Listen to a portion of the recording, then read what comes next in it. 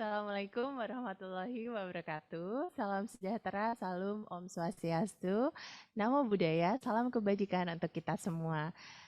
Selamat siang Bapak Ibu Roster dimanapun berada. Semoga kita semua dalam keadaan sehat dan tetap produktif. Dan senang sekali saya Marina Ririn pada siang hari ini akan menemani teman-teman roster, Bapak Ibu roster dengan narasum kita yang nanti akan saya perkenalkan pada acara JM Talk Innovation Series yang pada siang hari ini akan membawa judul terkait implementasi Jasa Marga Integrated Digital Map, disingkat JID. Ingat JID bukan JDID. Di balik kesuksesan Satgas Arus Mudik dan Arus Balik Lebaran tahun 2022. Oke, selanjutnya Bapak Ibu kami persilahkan untuk dapat melakukan scan barcode check-in untuk acara JM Talk siang hari ini.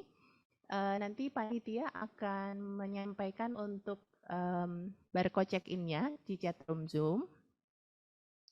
Silahkan nanti sambil berjalan aja, silahkan Bapak Ibu melakukan scan barcode check-in. Dan telah hadir di sini bersama saya narasumber kita yang luar biasa.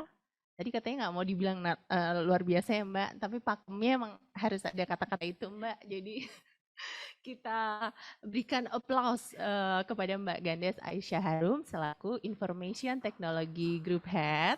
Selamat siang.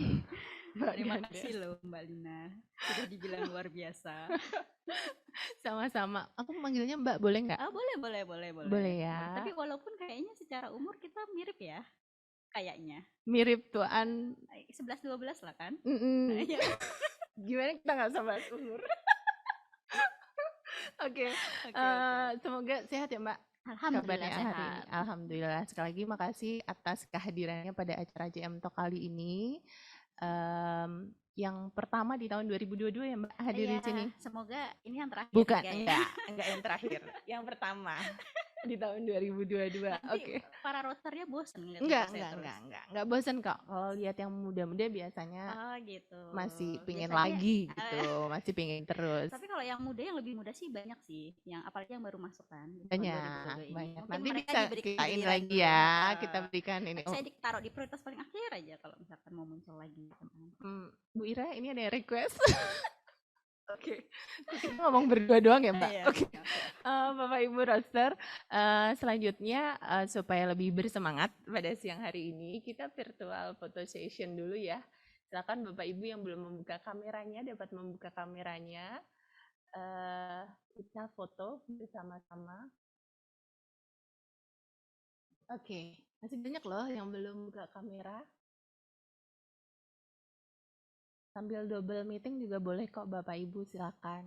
Kita barang bukti nih ceritanya nih. Kenapa kita harus foto barang bukti nih kita ya, laporan buat JM Klik. Silakan Bapak Ibu dibuka kameranya. Kita foto bersama supaya semangat. Pakemnya tuh gini sih. Jadi kita pakai tangan kanan, sorry. Oke, kita menyemangati diri dulu supaya nggak ngantuk ya di siang hari, di hari Jumat. Semangat. Oke, kita foto dulu. 1, 2, 3, 4, gaya bebas. 5, 6, sedikit lagi. Oke, udah ya panitia? Oke. Baik, boleh balik ke depan? Iya, nah Bapak Ibu pada kesempatan JM Talk kali ini kita memang akan membahas terkait implementasi JID yang menurut info yang kami dapatkan dari beberapa sumber terpercaya. Jadi implementasi JID ini merupakan salah satu kunci dari keberhasilan Jasa Marga dalam menangani Satgas Arus Mudik dan Arus Balik Lebaran tahun 2022. Nah, namun sebelum kita membahas lebih jauh ya Mbak tentang JID ini, mari kita simak video terkait JID berikut ini.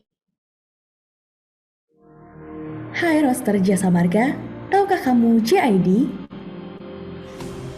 Jasa Marga Integrated Digital Maps atau JID adalah platform aplikasi peta digital yang menyediakan fitur monitoring lalu lintas secara real-time. Jasa Marga pun terus mengembangkan ITX, yaitu Intelligent Transportation System. Salah satunya dengan mengintegrasikan sistem informasi dan komunikasi berbasis digital yang bertujuan untuk monitoring dan analisa kondisi lapangan dengan cepat, sehingga dapat lebih optimal dalam pengambilan keputusan penting terkait kondisi di lapangan, seperti rekayasa lalu lintas, dan lain-lain. Pada aplikasi JID terdapat beberapa fitur, seperti peta digital, yaitu roster jasa marga dapat memantau kondisi lalu lintas secara real-time yang sudah terintegrasi dengan peralatan sistem informasi dan komunikasi. Fitur selanjutnya adalah dashboard monitoring operasional, yang berfungsi memonitoring layanan lalu lintas, layanan transaksi, dan layanan pemeliharaan yang sedang terjadi di lapangan. Selain itu, terdapat fitur dashboard monitoring SysInfocom, yang berfungsi memonitoring keberfungsian peralatan sistem informasi dan komunikasi secara real-time. Pada aplikasi JID juga terdapat fitur pelaporan digital, yaitu nantinya laporan tersebut dapat menjadi pertimbangan untuk mengambil tindakan yang diperlukan oleh manajemen sehingga menghasilkan keputusan yang lebih optimal. Jika terjadi kepadatan dan dirasa perlu adanya tinjauan ke lapangan, maka roster jasa marga pun dapat melakukan koordinasi kepada petugas terdekat di lokasi terjadinya kepadatan. 33 Kupang Medan 17 Ambon dalam penanganan 86. Kemudian, laporan dari petugas di lapangan akan diteruskan ke dalam aplikasi JID. Bila diperlukan adanya rekayasa lalu lintas, maka koordinasi pun dilakukan oleh Senkom Area dan JNTC, sehingga monitoring kegiatan mulai dari rencana hingga selesainya rekayasa lalu lintas dapat terpantau dalam aplikasi JID. 33 Kupang Medan 17 Ambon sudah selesai, kita fungsi 86.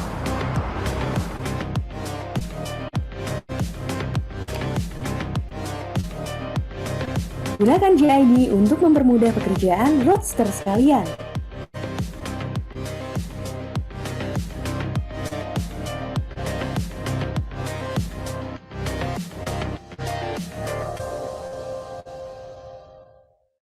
Oke, menarik sekali video penjelasan terkait JID. Ini baru penjelasan awal, perkenalan aja ya tentang JID. Seperti kita ketahui bersama, Jasa Marga kita terus melakukan inovasi untuk memberikan pelayanan terbaik. Nah, salah satunya memang melalui JID untuk pelayanan di bidang transaksi dan juga traffic di bidang traffic jalan tol. Nah, untuk lebih paham lagi tentang JID dan mengapa ini menjadi salah satu kunci kesuksesan balik arus mudik dan arus balik Lebaran, kita akan ngobrol dengan Mbak Gandes. Namun sebelumnya saya izin menyampaikan CV singkat. Mbak Gandes boleh ya? Boleh. Jadi Mbak Gandes Aisyah Harum, dipanggil Mbak Gandes ini dilahirkan, saya jadi bahas umur, maaf banget. Ini karena CV nih, jadi harus dibahas singkat, nggak apa-apa ya Mbak ya? Sebentar lagi ulang tahun ya Mbak, Oh iya? ternyata. Maaf ya, jadi saya share nih ke teman-teman. Nanti pada traktir dong. Makanya 18 Juli 1988, jadi itu sebabnya saya panggil Mbak ternyata. Oh iya, berarti tuan saya ya? Enggak. Jadi wajah aja kelihatan ya tuan siapa. Gitu, oke. Mungkin untuk para roster yang ingin merayakan bersama saya besok Senin bisa ke ruangan. Tuh, sudah ada Ada nasi undangan buat guys.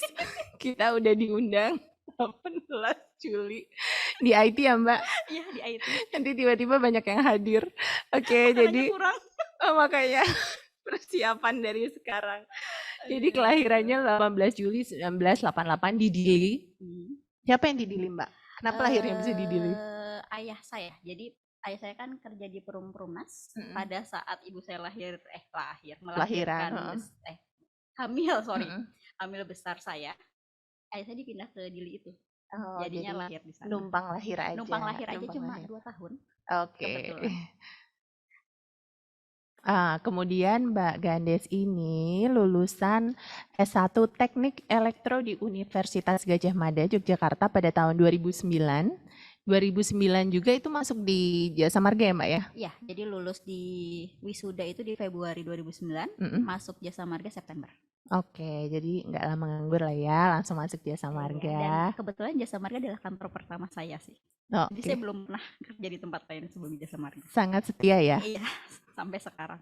Kemudian melanjutkan kembali studinya di mengambil jurusan Business Analytics di University of Edinburgh dan lulusnya pada tahun 2019 ya Mbak. Nah, jabatan beliau saat ini Information Technology Group Head dan sebelumnya sempat menjadi IT Planning and Development Department Head. Oke, itu CV singkat beliau. Nah, sebelum masuk ke pemaparan nanti panitia mungkin bisa di-share ya paparannya di layar. Tapi saya ingin tahu Mbak tadi penjelasan terkait GID bedanya apa ya Mbak? Kan kita punya Travoy juga ya Mbak untuk memberikan informasi kepada pengguna jalan tentang kondisi jalanan terkini, jalanan tol yang dioperasikan oleh Jasa Marga. Bedanya sama Travoy, antara Travoy dan GID ini apa Mbak? Sebenarnya bedanya tujuannya sih. Jadi kalau JID ini tuh lebih untuk platform ITS kita yang digunakan oleh internal Jasa Marga dan Bahasanya bahasa awam Mbak. ITS oke, adalah jadi dia platform Intelligent Transport System. Jadi Oke. Intelligent Transport System tuh kayak apa ya? Kayak smart city. Jadi kita mau membangun satu sistem yang bisa mengenerate informasi untuk membantu manajemen atau membantu petugas operasional dalam menentukan rekayasa lalu lintas atau manajemen lalu lintas. Oke. Jadi ini sebenarnya aplikasinya ditujukan untuk lebih fungsinya ke bagaimana dari data-data JID ini si petugas operasional ini menentukan rekayasa lalu lintas yang dibutuhkan apa, atau ketika ada kejadian langsung penanganannya lebih cepat gitu respon time-nya. Jadi kalau JID itu lebih ke untuk aplikasi internal Jasa Marga, aplikasi untuk petugas operasional Jasa Marga, terutama untuk petugas di JMTC dan Senkom untuk melakukan pemantauan lalu lintas sehingga nantinya bisa melakukan manajemen lalu lintas yang tepat. Nah, kalau Travoy itu lebih untuk pengguna jalan. Jadi dari informasi-informasi yang dihasilkan di GID kita sampaikan ke pengguna jalan melalui Travoy untuk informasi-informasi yang memang perlu kita sampaikan, seperti kalau ada kontraflow atau one way itu dari GID kita sampaikan ke Travoy. Kemudian kalau ada misalkan JMTM ada rencana untuk melakukan pemeliharaan SFO atau apa yang harus nutup sebagian lajur, itu juga dimasukkannya di JID nanti muncul di Travoy. Seperti itu sih. Jadi sebenarnya Travoy itu cuma salah satu media ya yang Media kita pakai komunikasi ya. untuk komunikasi ke pengguna jalan. Selain itu bisa ada lewat DMS, Dynamic Message Sign, yang terpasang di lajur-lajur jalan tol dan akses masuk, dan via 14080. Ya, betul. Oke, itu bedanya ya. Mungkin buat teman-teman yang penasaran kok ada Travoy, ada GID juga gitu. Apa bedanya tadi udah dijelasin. Oke, mungkin untuk selanjutnya kita mau mendengarkan paparan yang lebih mendalam lagi terkait GID. Silahkan mungkin panitia sambil ditampilkan materinya. Ya, silakan Mbak Ganes untuk paparan. Oke, terima kasih Mbak Lina. Jadi mungkin next, Mas. Jadi mungkin saya menyapa dulu rekan-rekan roster yang ada bergabung bersama kita siang hari ini. Selamat siang rekan-rekan roster sekalian. Terima kasih sudah meluangkan waktunya untuk mendengarkan saya memaparkan terkait GID ini. Jadi dalam paparan saya siang hari ini saya akan membaginya menjadi tiga bagian besar. Yang pertama itu nanti penjelasan terkait apa sih GID. Mungkin tadi sudah dijelaskan secara singkat ya GID, tapi nanti mungkin lebih ke latar belakangnya, kemudian histori pengembangan dari GID, dan yang terakhir nanti fitur-fitur GID. Jadi mungkin kalau untuk bapak-bapak atau ibu-ibu yang ada di operasi, terutama yang bekerja di JMTC dan di Senkom, mungkin familiar ya dengan aplikasi GID ini. Namun mungkin untuk yang di luar operasi, yang di kantor pusat, di AP, yang bagiannya itu bukan di operasi, mungkin hal baru nih GID ini. Jadi bisa jadi informasi tambahan bahwa oh, Jasa Marga ini punya ya aplikasi ini untuk melakukan pelayanan lalu lintas kepada pengguna jalan. Next mungkin. Ini latar belakang GID. Apa Jasa Marga butuh membangun GID di tahun 2018 yang lalu adalah karena adanya pada saat itu Jasa Marga membutuhkan untuk memiliki suatu platform ITS atau Intelligent Transport System yang nantinya berfungsi untuk membantu top manajemen dalam pengambilan keputusan dalam melakukan manajemen lalu lintas. Kemudian adanya kebutuhan untuk mengintegrasikan peralatan-peralatan SIS-Infocom atau sistem informasi dan komunikasi yang seperti CV, RTMS, VMS, dan peralatan-peralatan lainnya dalam satu sistem yang sama. Kemudian yang terakhir adalah kita butuh membangun suatu platform yang nantinya digunakan di Jasa Marga Toll Road Command Center kita. Sehingga dari alasan-alasan inilah kemudian pada saat itu sebenarnya bukan IT yang membangunnya, tapi Operation and Maintenance Management (OMM) tempatnya Bu Atika tuh pada saat itu yang kemudian membangun ini karena kebutuhan ini. Inisiasinya berarti Inisiasinya dari OMM. Jadi sebenarnya ini tinggal menjalankan yang sudah jadi sih dan mengembangkan ke arah yang benar ya. Ke saya karena perubahan struktur organisasi di awal tahun ini yang tadinya terkait teknologi operasi itu memang di bawahnya OMM terus pindah di bawah ITI sehingga kerjaan-kerjaan yang tadinya di OMM pindah ke saya. Nah, salah satu kerjaannya tuh JID ini. JID ini. Oke, next. Jadi tadi seperti yang sudah saya jelaskan sebelumnya, JID ini sebenarnya platform ITS berupa aplikasi digital yang menyediakan fitur-fitur untuk membantu petugas kita dalam melakukan manajemen lintas. JID ini sebenarnya awalnya namanya JID, nah tapi namanya itu GMAP. Dulu OMM awal bikin tuh namanya GMAP, kemudian di tahun 2019 atau 2020 itu mungkin bisa dilihat di historinya, saya agak lupa, itu berubah nama jadi JID. Nah, JID ini Bapak Ibu sekalian bisa diakses di link jid.jasamargalive.com. Namun memang pemakaiannya atau penggunaannya kami batasi hanya untuk internal operasi. Jadi memang karena informasi-informasi yang ada di dalamnya itu cukup secaranya konfidensial, karena kan kalau ada misalkan kejadian apa terus nyebar kemana takutnya viral atau apa gitu kan, makanya kita batasi hanya untuk yang memang berwenang dan kita berikan juga aksesnya ke beberapa stakeholder kita yang kita butuh bantuannya seperti kepolisian, BPJT, Dishub, dan stakeholders lain yang kita kerjasama bareng mereka untuk melakukan rekayasa lalu lintas ini. Oke, jadi yang pegang dan bisa masuk nih admin-adminnya nih terbatas ya Mbak ya? Memang kita batasi dan kita monitor terus penggunaan akun-akun ini supaya tidak disalahgunakan. Oke. Nah, ini alur implementasi pada JID. Jadi prosesnya ada di JID. Nah, intinya itu kita ada dari sistem yang sudah berjalan sebelum adanya di GMAP ini seperti sistem ETC, sistem traffic services, dan sistem maintenance services. Nah, dan ada data-data inputnya berupa data-data yang dihasilkan dari device-device kita yang ada di lajur alat-alat yang ada di lajur jalan tol kita seperti tadi yang sudah saya sebut, CCTV, RTMS, WIM, dan peralatan-peralatan lainnya. Nah, informasi-informasi yang ada di input ini, data yang ada di input ini diproses di JID dengan bantuan dari tugas operator di JMTC sehingga bisa menghasilkan output yang kita sampaikan ke pengguna jalan via Trakoy, DMS, dan 140480. Sebenarnya ada satu lagi sih, kanalnya Twitter. Jadi Twitter kan ada informasi ya, walaupun mungkin sekarang penggunaan Twitter sudah tidak terlalu masif ya, tidak seperti awal dulu. Next.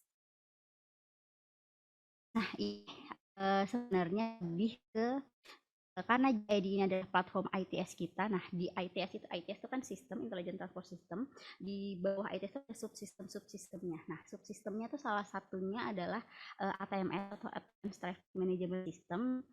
Dia fungsinya untuk melakukan pemantauan terkait kepadatan arus lalu lintas.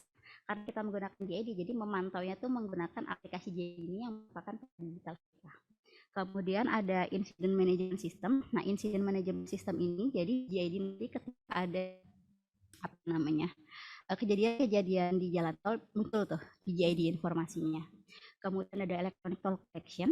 Kita karena kita integrasikan dengan ETC yang ada di gerbang tol, sistem gerbang tol, jadi muncul juga di JID. Kemudian ada Intelligent Toll Maintenance System. Kita menggunakan Hawkeye dan GIMS yang rencananya nanti akan, tapi ini memang belum semua fitur ini berfungsi optimal ya. Itulah PR saya tuh, PR kami di IT untuk membuat subsistem ini berfungsi optimal supaya fungsi dari JID sebagai platform ITS lebih rendang lagi dampaknya. Kemudian ada road safety and traffic violation yang sudah kita terapkan adalah terkait yang speed cam. Jadi kita sudah pasang beberapa speed cam di ruas jalan tol yang sudah terintegrasi dengan JID. Kemudian ada WIM. WIM ini untuk mendeteksi kendaraan yang overload. Jadi kita kan ada batas, sebenarnya ada batas berat maksimal untuk tiap kendaraan bisnya. Nah, kalau ada yang melanggar, kalau dia lewat WIM, itu bisa kita deteksi secara otomatis. Kemudian Advanced Travel Information System yang kemudian dari hasil informasi diolah di JID ini kita sampaikan ke pengguna jalan kita atau ke customer kita lewat subsistem ATIS ini yang kanalnya ada DMS, ada Travoy, ada Twitter. Ada 14080 tentunya. Oke, next. Sangat banyak ya Mbak fitur ternyata. Banyak. Dan itu masih kita kembangkan terus karena sebenarnya dari subsistem itu masih ada yang perlu kita enhance terus karena hasil data informasi yang dihasilkan belum terlalu optimal untuk dipakai informasinya. Dan itu upload tadi dari unit yang berbeda-beda kah?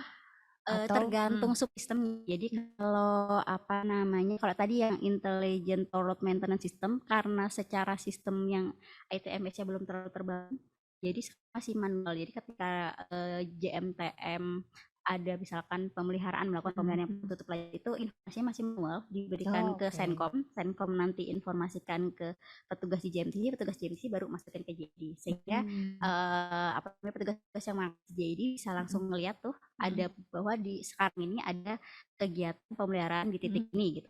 Itu langsung muncul di peta digitalnya dan itu langsung terkirim ke Travoy kita. Jadi pengguna jalan juga bisa langsung lihat di Travoy dan kirim ke DMS kita di ruas DMS yang lokasinya berkaitan dengan lokasi pelaksanaan pemeliharaan itu. Oke, berikutnya ini terkait histori JID. Jadi seperti yang saya sampaikan sebelumnya, yang membangun JID ini sebenarnya bukan ITI tapi OMM. Jadi di tahun 2018 OMM membangun belum JID namanya tapi masih Jasa Marga Digimap digital. Pada saat itu fiturnya cuma ada 3 untuk mengintegrasikan peralatan-peralatan sistem Infocom saja dan membuat VMS isi dari sebenarnya DMS ya sekarang namanya. Isi dari DMS itu menjadi otomatis kan kalau dulu petugas dulu kan namanya TIC ya bukan JMTC. Nah petugas di TIC itu ketika melihat kondisi salin padat dia akan melakukan perubahan isi di DMS terkait secara manual. Iya, betul. Nah, sekarang udah nggak? Sekarang udah otomatis. Jadi sejak 2018 itu sudah dilakukan secara otomatis. Kita mengambil informasinya via API Distance Matrix yang dihasilkan oleh Google Maps. Jadi mengambil situ, kemudian informasi itu diolah oleh JID sehingga menghasilkan informasi yang sekarang muncul di DMS kecepatan rata-rata itu dan diinformasikan juga lewat Twitter dan Travoy saat ini. Itu dimulai dikembangkan di tahun 2018 sampai 2019 namanya masih di Gmap, namun sudah ada penambahan fitur yang salah satunya adalah dashboard monitoring dashboard mulai ada, kemudian integrasi dengan peralatan-peralatan mulai ditambahkan. Kemudian di tahun 2020 baru namanya JID. Nah, ada perubahan UI UX di aplikasi. UI UX itu maksudnya tampilan di aplikasinya yang tadinya tampilannya di Gmap jadi berubah namanya JID dan lebih interaktif kami harap. Kemudian ada penambahan fitur-fitur yang lainnya sampai 2022 kemarin. Nah, penambahan fitur yang di 2022 kemarin yang kami lakukan adalah menambahkan early alert terkait kepadatan volume lalu lintas yang yang menjadi titik fokus pada saat pengaturan arus mudik dan arus balik Lebaran 2022 kemarin.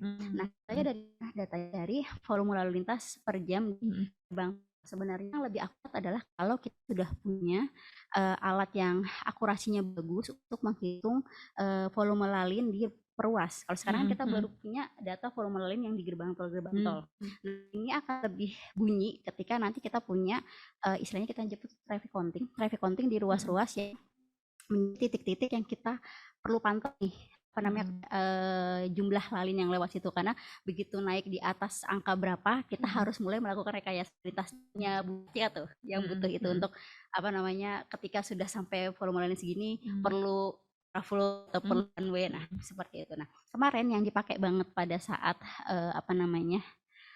pelaksanaan pelayanan arus mudik dan arus balik lebaran di Cikatama, yang paling dipakai ini nih. Kita ngecek ke dashboard volume lalu lintas per jam. Di situ sudah ada tuh alertnya. Jadi ketika di atas segini kita perlu lakukan kontraflow. Ketika di atas segini kita perlu one way. Nah, itu yang kita tunjukkan karena kontraflow dan one way itu kan merupakan diskresinya kepolisian. Nah, itu tuh yang kita presentasikan ke kepolisian supaya kepolisian yakin nih, oh kita butuh kontraflow di jam segini, oh kita butuh one way untuk di ruas segini sampai segini. Jadi dua ini yang paling dipakai pada saat itu. Ya, jadi itu yang satu sangat bentuk juga buat stakeholder yang bukan jasa marga ya Mbak ya. Karena untuk manajemen rekayasa lalu lintas ini memang kita sangat erat hubungannya dengan kepolisian ya, karena mereka yang punya wewenang untuk menentukan nih rekayasa apa yang perlu dilakukan di jalan tol kita gitu. Makanya komunikasinya juga intensif sekali pada saat kemarin tuh.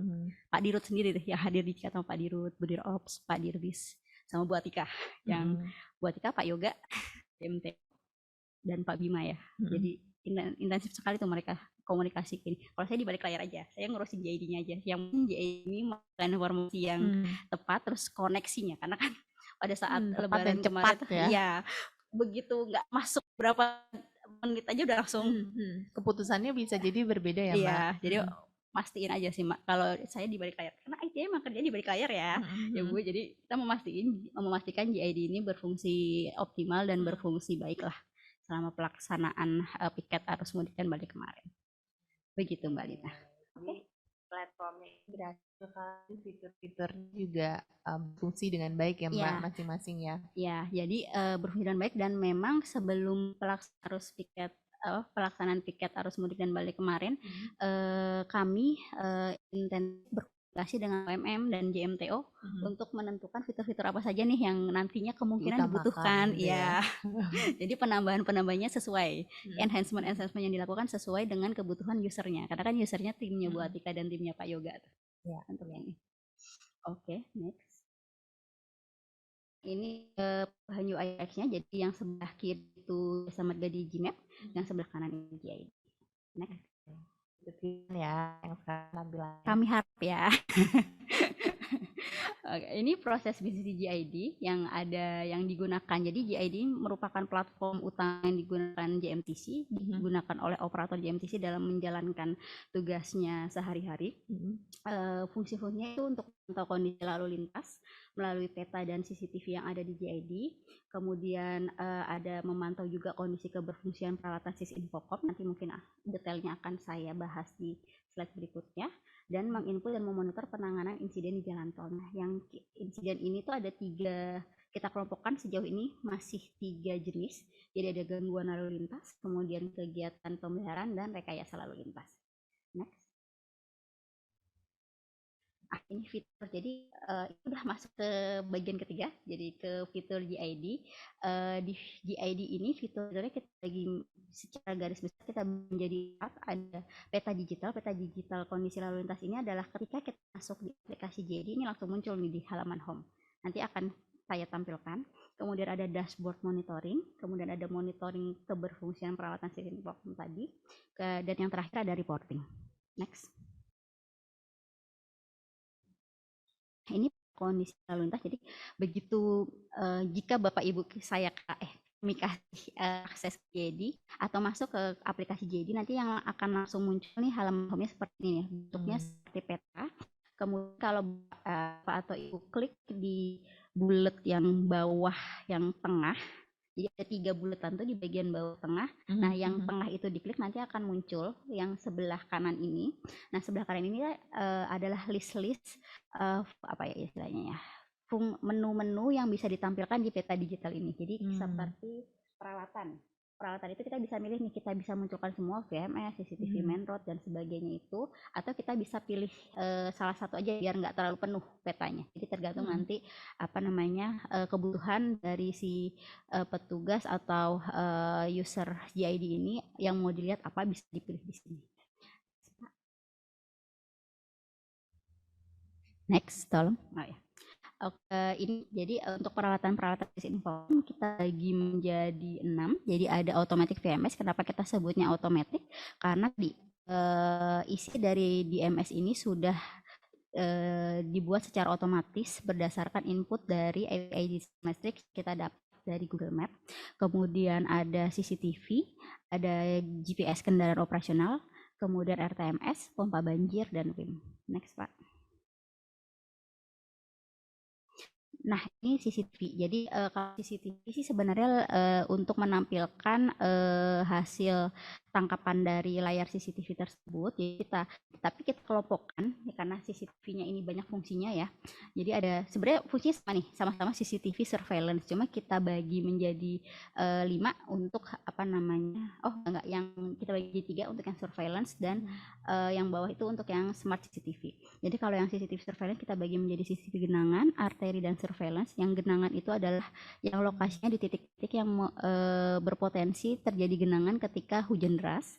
Yang CCTV arteri itu kita taruh di akses, baik itu akses masuk maupun akses keluar, yang titik-titik yang arterinya itu tuh biasanya menjadi sumber antrian di gerbang tol. Padatan ya. Yap. Betul. Nah, kemudian ada CCTV surveillance. Surveillance ini yang kita pasang di sepanjang jalur jalan tol untuk melakukan pemantauan kondisi lalu lintas. Nah, yang bawah ini tuh udah berupa smart CCTV yang kita tambahkan, istilahnya kalau sekarang AI, ya. AI base. Jadi yang pertama fungsinya untuk speed counting, jadi untuk menentukan apakah si kendaraan ini kecepatannya di atas kecepatan maksimal atau tidak. Kemudian ada smart CCTV traffic counting. Nah, namun untuk yang smart CCTV traffic counting, karena akurasinya masih di bawah ekspektasi, ini masih perlu kita enhance lagi untuk traffic countingnya supaya informasi yang dihasilkan bisa lebih representatif terhadap kondisi lalu lintas realnya yang ada di lapangan. Next. Ini ada yang gak sama LE itu nggak sih, Mbak? Ada yang gabung dengan LE itu yang speed counting kamera ini. Jadi karena yang sekarang dilakukan penindakan adalah yang melanggar batas kecepatan. Jadi dari speed counting kamera itu, ketika kita mendeteksi ada kendaraan yang kecepatannya di atas batas maksimum, katanya secara otomatis kita kirimkan ke kepolisian, ke sistem ETLI kepolisian. Oke, jadi itu yang kerjasama dengan, jadi ada beberapa titik ya, Mbak ya? Lumayan banyak, Mbak. Nanti mungkin di slide berikutnya. Boleh? Sabar dulu. Boleh. Mbak Lina mau lihat ya titik-titik mana saja yang ada ininya ya? Kita berhati-hati. Oke. Sebenarnya sih berhati-hati itu harus di semua titik. Di semua titik ya? Haruslah. Cuma ya kadang-kadang kita butuh ya kebutuhan ya. Lebih berhati-hati. Iya. Oke. Nah, ini adalah peta lokasi CCTV arteri kita. Jadi kalau Ibu Bapak masuk GID, akan muncul nih CCTV arteri kita ada di posisi mana saja. Nah, CCTV arteri kita yang kita pasang dan terintegrasi dengan GID ada 34 titik atau 34 unit. Next. Nah, untuk CCTV genangan kita punya 14 unit yang tersebar di beberapa, tapi utamanya masih di Jabodetabek yang kita pasang untuk yang CCTV genangan. Karena memang yang sering banjir tampaknya cuma jalan tol Jabodetabek ya. Ya Allah, mudah-mudahan kedepannya nggak nambah lagi. Next. Ini CCTV gerbang dan rem. Jadi CCTV lokasi-lokasinya ada di gerbang tol dan gerbang tol yang ada di rem. Itu ada 312 unit. Next. Nah, ini CCTV simpang susun. Jadi yang kita pasang di simpang susun yang ada di jalan tol. Jadi menyebar, gak hanya di Pulau Jawa, juga ada di mana tuh Medan dan Manado. Itu ada sebanyak 52 unit. Next, Pak.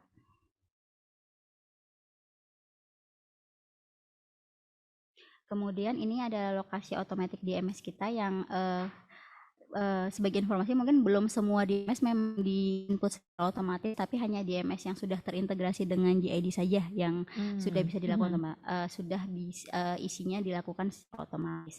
Namun memang kedepannya kita akan melakukan penambahan untuk integrasinya ke sistem GID kita.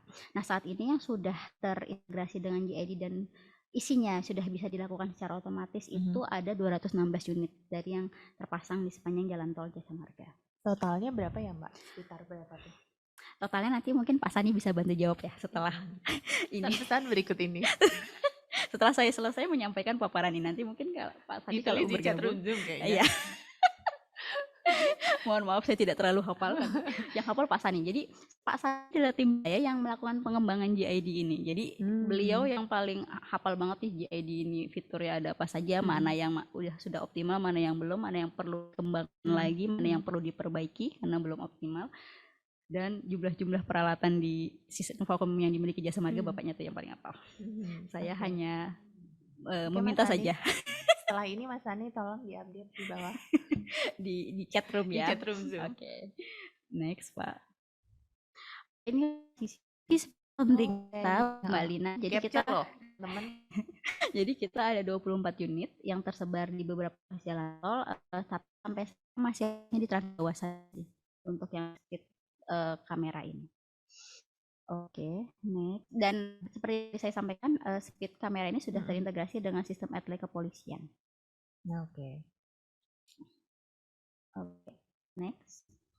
Nah, ini integrasi. Jadi karena kamera ini tidak hanya melakukan pendeteksian kecepatan, tapi juga memang identitas kendaraan. Jadi yang di-capture adalah plat nomor kendaraannya. Jadi ketika terjadi pelanggaran, jadi misalnya suatu kendaraan itu lewat jalan tol di atas kecepatan maksimal, dia akan meng-capture si plat nomor si kendaraan itu.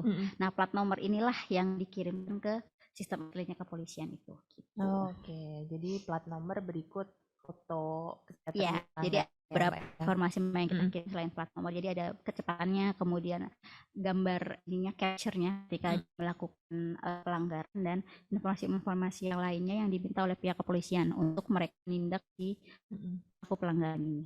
Counting speed counting itu bisa dia terlalu cepat atau terlalu lambat juga? Kalau kemarin yang disepakati dengan pihak kepolisian yang tindak adalah yang melebihi kecepatan maksimal dulu. Kalau yang lebih rendah dari kecepatan minimal itu belum. Itu dulu.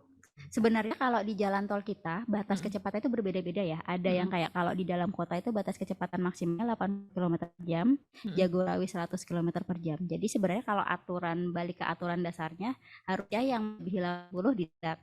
Tapi kemarin dari pihak kepolisian mungkin karena ini adalah langkah awal pelaksanaan ATLE, jadi dibuat simpel dulu, semuanya diberlakukan sama, yang lebih yang di atas 120 yang dilakukan penindakan. Itu aja mungkin banyak ya ditindak ya. Sebenarnya kalau dalam kota mungkin tidak terlalu banyak ya. Mungkin yang banyak itu yang kayak di JOR 2 karena masih ya. Kemudian JJC. Tapi kalau kayak dalam kota kemudian JOR itu tidak terlalu banyak sih setahu saya, karena memang tidak memungkinkan untuk di atas tidak banyak waktu memungkinkan di atas 120 lah. Selain pelanggaran kecepatan ada lagi nggak Mbak yang di capture? Enggak, pelanggaran kecepatan aja. Alhamdulillah ya. Sering bukan pelanggaran apa? Masih cuma nanya. Kan aku jadi curiga, apa perlu dipasang CCTV dan kita informasi bisa. Ini ya, jangan-jangan ada CCTV juga di dalam mobil kita nggak tahu ya, direkam lagi. Ada aku sering bergibah lagi di komen. Bisa cek tuh. Oke. Next. Nah, petalasinya sama di enggak, ini beda. Jadi ini CCTV traffic counting. Jadi di tahun 2020 apa ya kalau nggak salah, untuk yang traffic counting ini beberapa CCTV surveillance kita tanam kayak semacam software pintar untuk melakukan penghitungan ini yang saya bilang tadi, AEB tadi, untuk melakukan perhitungan jumlah kendaraan yang lewat di lajur jalan tol. Jadi yang dipasang itu ada sebanyak 26 unit, namun sampai sekarang untuk akurasi traffic counting yang CCTV traffic counting ini masih perlu dioptimalkan lagi, sehingga saat ini informasi dari sini sih belum terlalu kita pakai karena hasilnya belum terlalu belum cukup representatif untuk kita jadikan dasar untuk menentukan jumlah kendaraan lewat di sini segini. Jadi makanya di tahun ini fokus kita adalah menemukan teknologi yang tepat untuk melakukan traffic counting ini, karena kalau kita sudah bisa melakukan traffic counting sendiri di ruas jalan tol kita tidak perlu lagi tuh yang namanya API distance metric-nya Google Maps. Gitu. Jadi harapannya ke depannya kita bisa punya sistem sendiri, peralatan sendiri, dan lebih murah Jadi harapannya dia ya. meng-capture Karena data sendiri ya. iya, karena selama kita masih menggunakan API Distance Metric-nya Google Map, kita selalu melakukan pembayaran license untuk Google Map. Jadi kita nge-hit ke mereka. Nah, itu yang lagi kita upayakan di tahun ini. Timnya Pak Sani yang mengupayakan. Saya sih hanya minta laporan saja. Mendorong ya. Mendorong ya, mendorong. Dan menekan dikit-dikit. Next. Nah, ini peta lokasi RTM. RTM sebenarnya fungsinya sama. Jadi dia untuk melakukan perhitungan jumlah volume lalu lintas kendaraan untuk menentukan apakah satu ruas itu padat atau tidak. Nah, RTMS ini menggunakan sensor microwave, jumlahnya ada 19 unit, dan dia akurasinya juga masih belum optimal. Kita sudah pasti 19 unit untuk saat ini sih kita terus bandingkan dengan data yang dari Google Map itu, yang API Distance Metric, untuk memastikan apakah RTMS ini setelah kita improve ada perbaikan atau tidak. Mbak, maaf, kalau Google Map itu menggunakan teknologi apa ya Kak, tadi? Kalau Google Map sebenarnya pakai kita. Jadi kita semua ini kan pakai Google ya, GPS nyala. Jadi mereka oke. tuh enak Dia pakai Google. mencet Makanya kita tuh gratis kan kalau pakai Google Map. Mm-mm. Karena mereka butuh kita untuk menggunakan Google Map itu yang terus dijual ke Dijual. perusahaan-perusahaan Iya, ini. itu udah. Kayak Gojek, Grab, Uber itu pakai Google Map semua. Ya, Distance Metric kalau mereka banyak lah yang mereka pakai untuk menjalankan bisnisnya itu. Makanya Google Map tuh dapat gratis masyarakat tapi meminta bayaran ke perusahaan. Pinter sih. Next. Nah, ini WIM. Jadi WIM ini atau Weigh in Motion adalah peralatan yang kita pasang di perkerasan langsung untuk melakukan penimbangan terhadap berat kendaraan lewat di atasnya. Makanya kita sebut Weigh in Motion. Karena kalau weigh in kalau nggak bergerak tuh weigh in no motion, jadi harus diem kan. Nah, kalau ini bisa kendaraan itu lewat, tapi kita bisa melakukan penimbangan terhadap beban beratnya si kendaraan tersebut untuk mendeteksi apakah ada kendaraan yang overload yang lewat di jalan tol kita. Saat ini yang kita pasang ada 7 unit di ruas Trans Jawa ini, ada Jange, JLG, Jagorawi, Padalenyi, Semarang ABC, JNK, dan Surgem. Nah, sebenarnya tujuan dari WIM ini adalah harapannya untuk membantu menyukseskan program pemerintah yang odol, zero odol, zero odol, over dimension and overload.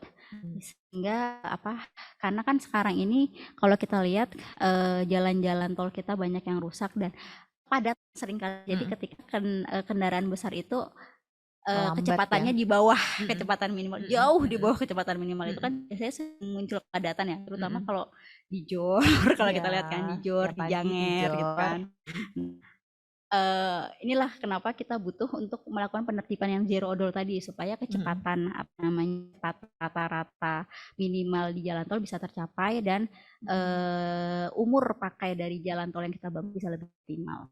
Nah, yang WIM ini khususnya Mbak, yang zero odol ini kita kirim kemana Mbak informasinya? Sama, ini terintegrasi juga dengan Atlas. Jadi informasi-informasi terkait tapi yang kita integrasikan, saya ingat saya baru yang di JOR, yang di JLJ, posisinya yang di 52400 itu sudah kita kirimkan ke sistem Atlas-nya kepolisian. Ya. Jadi setiap ada pelanggaran sudah kita kirimkan ke kepolisian untuk dilakukan penindakan. Oke. Atau dosanya saya bagi, nanti Mas Sani mungkin bisa nambahin ya kalau saya salah. Next.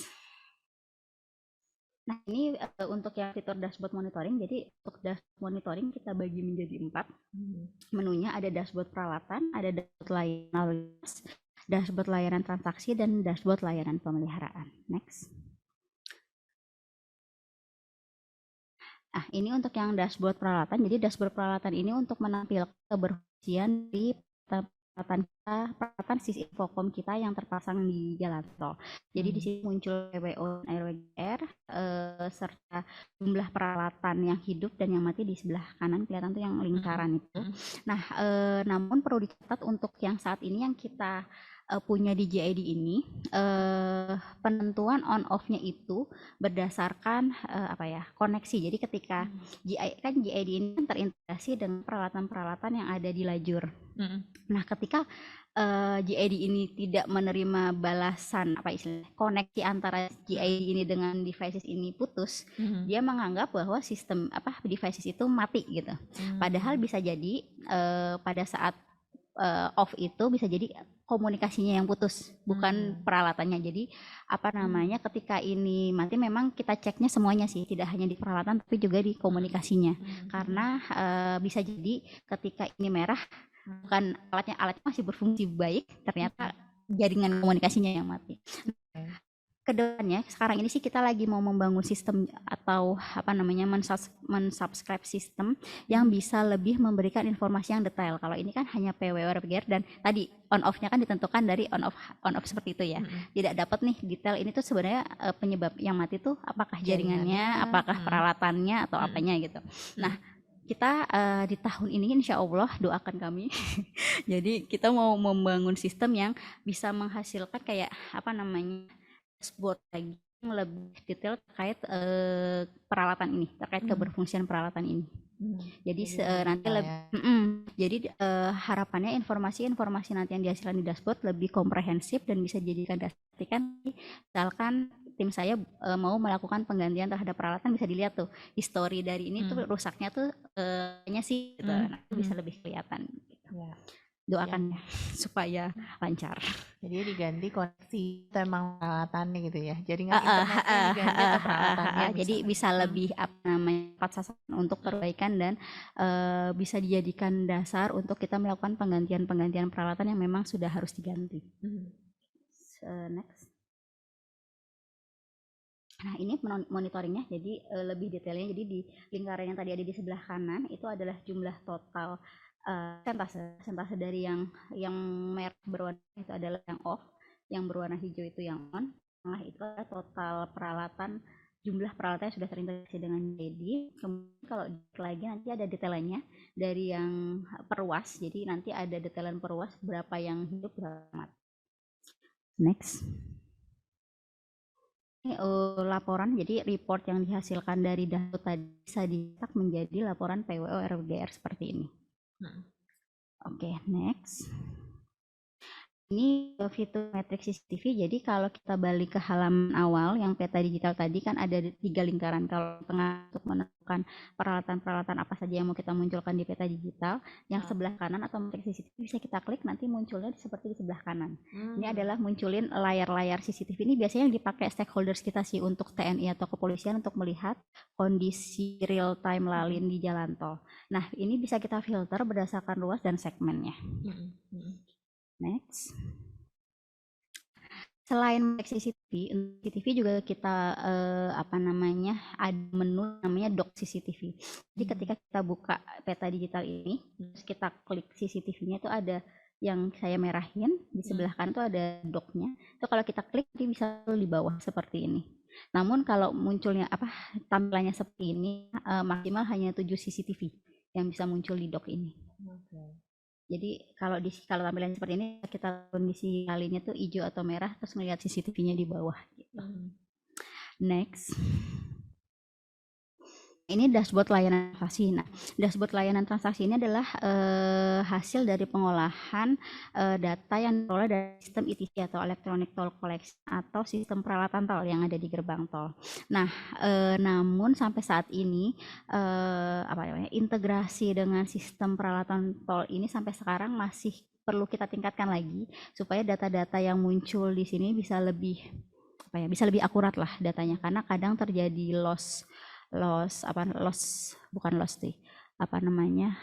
tidak terkirimnya data dari sistem sistem yang ada di gerbang ke sistem JID kita. Itu yang masih terus kami perbaiki terus supaya data yang tampil di sini bisa lebih akurat lah. Next. Nah, ini kalau yang tadi tampilan yang pendapatan tol, yang ini yang tampilan untuk volume lalinnya. Next.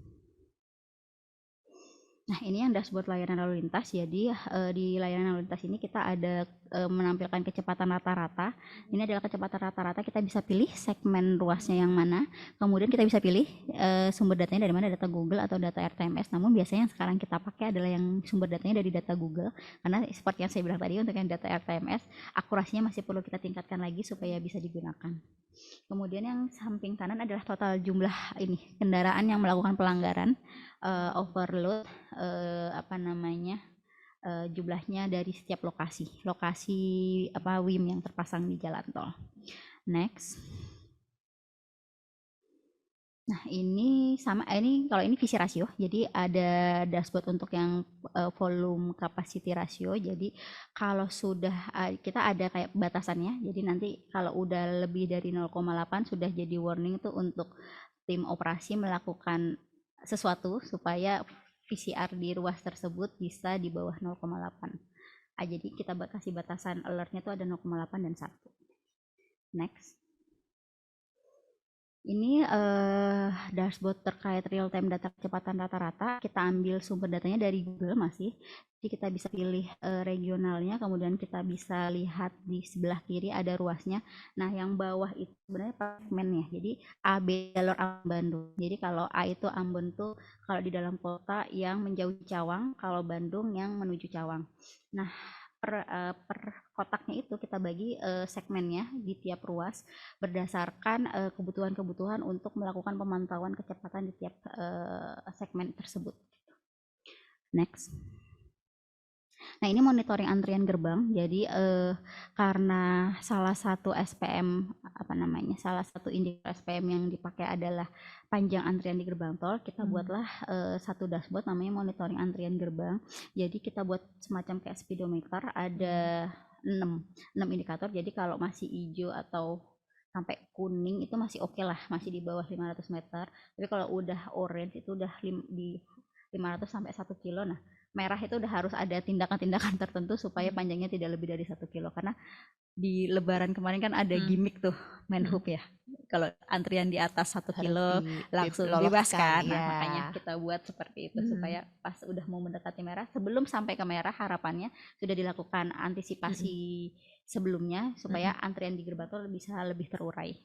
Oke. Next. Ini monitoring tadi kondisi peralatan CCTV dan VMS tampilannya seperti ini. Next. Nah, ini alur input untuk data gangguan lalu lintas. Jadi yang tadi terkait event-event yang atau kejadian yang ada di jalan tol itu kan tadi dibagi gangguan lalu lintas, pemeliharaan, dan rekayasa lalu lintas. Nah, sebenarnya alurnya mirip-mirip. Jadi intinya dari Senkom melaporkan kejadian misalkan ada gangguan lalu lintas, kecelakaan gitu yang mengakibatkan kemacetan. Jadi nanti nggak mengakibatkan kemacetan juga dilaporkan. Jadi ada kecelakaan, Senkom melaporkan ke JMTC, kemudian JMTC melakukan input informasi tersebut ke aplikasi JID. Nah, nanti mungkin next Pak. Nah, ini adalah form untuk petugas JMTC melakukan input ke sistem JID. Hasilnya next. Nah, hasilnya jadi muncul di sini. Jadi di peta digital nanti akan langsung muncul alert seperti di bawah itu, yang mobil ada merah-merahnya itu. Jadi ketika si PIC JMTC sudah melakukan input ke sistem JID, dia akan langsung muncul di peta digitalnya. Nah, ini akan terus muncul sampai kecelakaan tersebut tertangani dan selesai. Nah, ini juga kita kirimkan datanya melalui API JID ke Travoy. Jadi pengguna jalan juga bisa melihat informasi tersebut di Travoy. Next. Ini dashboard pemeliharaan. Jadi pemeliharaan yang jadi menampilkan akumulasi kegiatan pemeliharaan yang dilakukan oleh Jasa Marga Group. Next. Nah, ini alur input data pemeliharaan. Jadi setiap ada kegiatan pemeliharaan yang dilakukan oleh JMTM, alurnya sebenarnya sama. JMTM tapi kalau ini biasanya dari JMTM langsung melakukan memberikan informasi ke PIC ke JMTC, PIC JMTC nanti melakukan input di JID, kemudian nanti cekcokan terus tuh antara petugas JMTM dengan PIC JMTC, apakah pelaksanaan pemeliharaan sudah selesai atau belum. Nanti ketika sudah selesai akan diinformasikan lagi di JID. Next. Sama, ini formnya sama kayak yang gangguan lalu lintas tadi, formnya mirip-mirip, cuma ini yang untuk data pemeliharaan. Next. Nah, ini muncul muncul di peta digital juga, cuma kalau di sini logonya beda. Kalau gangguan lalu lintas itu mobil, kalau ini tuh tampak kayak rubber gitu ya, rambu-rambu gitu. Next. Nah, ini yang terakhir yang untuk data rekayasa lalu lintas sama. Jadi setiap ada rekayasa lalu lintas baik itu kontraflow maupun one way dari petugas Senkom atau apa namanya petugas yang mengetahui pertama kali untuk itu informasi ke PIC JMTC memasukkan ke JID, kemudian nanti kalau sudah selesai diupdate di JID. Next. Ini sama. Next. Nah, ini sama juga. Cuma kalau rekayasa lalu lintas lambangnya beda lagi. Jadi setiap kejadian kita kategorikan dan lambang-lambangnya di peta digital ini berbeda. Next. Nah, ini early warning system ketika masuk ke peta digital di samping kiri itu ada kayak lambang 2 itu kelihatan nggak ya? Ada di tengah. Nah, itu kalau diklik dia ada nih, apa namanya? Early warning system yang muncul di aplikasi JID kita. Jadi ada peringatan kondisi lalu lintas kalau merah itu padat, kalau hitam itu masih normal, merah muda agak padat, merah tua padat sekali. Kemudian ada jumlah informasi terkait jumlah gangguan lalu lintas tadi yang dimasukkan oleh petugas JMTC ke sistem JID, nanti muncul rekapannya di sini. Kemudian ada status water level sensor. Oh ya, saya lupa bercerita. Jadi ada juga devices yang kita pasang selain untuk mengukur kepadatan lalu lintas, kita juga ada sensor-sensor yang kita pasang di beberapa titik yang berpotensi genangan. Jadi tidak hanya CCTV genangan yang kita taruh di situ, tapi ada ada sensor yang kita pasang di kayak di Kali Cipinang itu. Jadi kalau misalkan air sudah mencapai ketinggian tertentu, nanti ada warningnya tuh, sehingga tim JMTM bisa langsung bergerak ke sana. Harapannya begitu. Kemudian ada status mobilisasi kendaraan sama status keberfungsian CCTV. Next. Nah, udah. Sudah cukup itu saja.